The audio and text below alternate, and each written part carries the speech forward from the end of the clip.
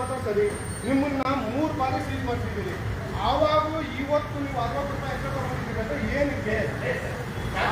ಅಲ್ಲಣ್ಣ, 60 ರೂಪಾಯಿ ಎಲ್ಲ ನೋಡಿದ್ದೀರಿ, ಎಲ್ಲ ನೋಡಿದ್ದೀರಿ. ಈಗ ಫೋನ್ ಪೇ ತಗೊಂಡಿರೋದು 1,710 ರೂಪಾಯಿ ನೋಡಿ ಸ್ವಲ್ಪ. ಇದರಲ್ಲಿ ಕೊಟ್ಟಿರೋದು ಒಂದು DAP ಕೊಟ್ಟಿದ್ದೀರಾ, ಒಂದು ಕಳೆ ಔಷಧಿ ಕೊಟ್ಟಿದ್ದೀರಾ. ಕಳೆ ಔಷಧಿ ಎಲ್ಲಾ ಕಡೆ ಇರೋದು ಎಷ್ಟಪ್ಪದು? 300 ರೂಪಾಯಿ. 300 ರೂಪಾಯಿ. ಆಗ ನೀವು ತಗೊಂಡಿರೋ ದುಡ್ಡು ಎಷ್ಟು? ಅದು ಯಾರು DAP ಸಾಲಪ್ಪ. ಕನ್ನಡದಲ್ಲೇ ಹೇಳಿ, ಕನ್ನಡದಲ್ಲೇ ಹೇಳಿ. ತಗೊಳ್ರಿ ನೋಡಿ. ಈಗ 60 ರೂಪಾಯಿ ಇರಲಿ. 60 ರೂಪಾಯಿ ಈಗ ತಗೊಂಡಿರೋದು ಎಕ್ಸೆಸ್ ವಾಪಸ್ಸು ರೈತರಿಗೆ ಹೋಗ್ತಾ ಇದೆ. ನೋಡಿ ವೀಕ್ಷಕರೇ, ಇಲ್ಲಿ ಕೃಷ್ಣ ಎಂಟರ್ಪ್ರೈಸಸ್ ಸಜ್ಜಾಪುರ ಇದೇ ಅವಸ್ಥೆ ಆಗೋಗಿದೆ.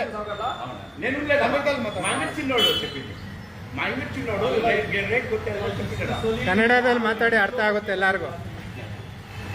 ಈಗ ಇದಕ್ಕೆ ಒಂದು ಫುಲ್ ಸ್ಟಾಪ್ ಇಡಬೇಕು. ಕಮಿಷನರ್ ಅವರೇ, ನೀವು ಕರೆಕ್ಟ್ ಆಗಿ ಕಮಿಷನರ್ ಅವರ ನಿಮ್ಗೆ ಆಫೀಸ್ ಬಂದು ಬಾಗ್ಲಾಗ್ತೀನಿ.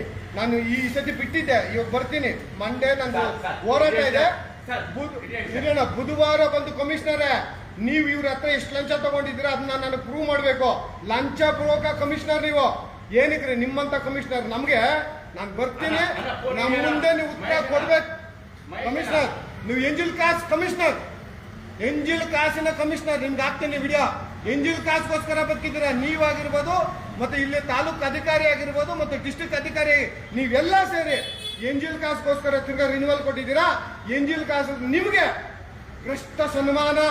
ನಿಮ್ಗೆ ಯಾರಿಗಾಗಿರ್ಬೋದು, ತಾಲೂಕು ಅಧಿಕಾರಿಗಾಗಿರ್ಬೋದು, ಡಿಸ್ಟ್ರಿಕ್ಟ್ ಅಧಿಕಾರಿಗಾಗಿರ್ಬೋದು, ಕಮಿಷನರ್ಗಾಗಿರ್ಬೋದು, ತಿರ್ಗಾ ಭ್ರಷ್ಟತನ ಹಾಕ್ತಾ ಇದೆ ಅಂಗಡಿಯಲ್ಲಿ. ಅಂದ್ರೆ ಎಷ್ಟು ಮಟ್ಟಕ್ಕೆ ಹೋಗ್ತಾ ಇದೆ. ಹಾಗಾಗಿ ದಯವಿಟ್ಟು ನೋಡಿ, ನಾವು KRS ಪದೇ ಪದೇ ಹೇಳ್ತಾ ಇರ್ತೀವಿ, ರೈತರು ಬೆನ್ನೆಲುಬು ಅಂತ ಅಲ್ಲಿ ವಿಧಾನಸೌಧದಲ್ಲಿ ಬಾಯಿ ಹೊಡ್ಕೊಳೋದಲ್ಲ, ಮಾಡಿ ತೋರಿಸಿ ಸ್ವಾಮಿ ಅಂತ. ನಿಮ್ಮಂತ ಬಡಾಯಿ ಕೊಚ್ಕೊಳ್ಳುವ ರಾಜಕಾರಣಿಗಳು ನಮಗೆ ಬೇಡ. ದರಿದ್ರವಾಗಿರುವ ರಾಜಕಾರಣ, ನಿಮ್ಮಂತ ಇರುವ ವಿಧಾನಸೌಧದಲ್ಲಿರುವ ಬಡಾಯಿ ಕೊಚ್ಕೊಂಡಿರುವಂತ ಭ್ರಷ್ಟ ಮಂತ್ರಿಗಳೇ, ನೀವು ಈ ಕಡೆ ನೋಡಕ್ಕಾಗಲ್ಲ ಅಂದ್ರೆ ರಾಜೀನಾಮೆ ಕೊಟ್ಟು ತೊಲಗ್ರಿ. ನಿಮ್ಮಂತ ರಾಜಕಾರಣಿಗಳು ನಮ್ಗೇನು ಬೇಕು?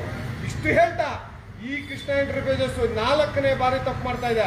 ನೀವು ಕಮಿಷನರ್ ಅವರೇ, ನಿಮ್ಗೆ ಎಷ್ಟು ಜೋಕ್ ತುಂಬಿದೆ ನಾನು ಕೇಳ್ತೀನಿ. ನಿಮ್ ಕಚೇರಿಗೆ ಬರ್ತೀರಿ, ನಿಮ್ ಕಚೇರಿಯಲ್ಲಿ ಉತ್ತರ ಕಂಪಲ್ಸರಿ ನಮ್ಗೆ ಕೊಡ್ಲೇಬೇಕಾಗ್ತದೆ. ನಾವು ಕೇಳೋ ಅಷ್ಟು ನಮ್ಗೆ ಅಧಿಕಾರ ಇದೆ.